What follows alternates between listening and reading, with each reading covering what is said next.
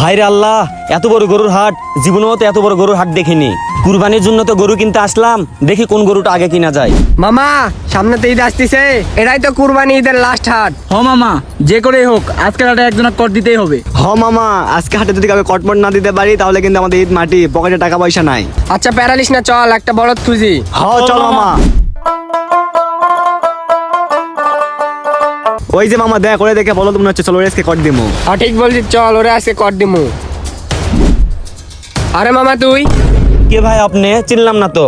আরে মামা চিনতে পারিসনি তুই? তোর সাথে একসাথে প্রাইমারি স্কুলে পড়তাম, মনে নাই তোর? না ভাই, আমার তো স্মরণে আসতেছে না ভাই। আরে ভাই, অনেক বছর হয়ে গেছে তো, তাই আপনার মনে পড়তেছে না।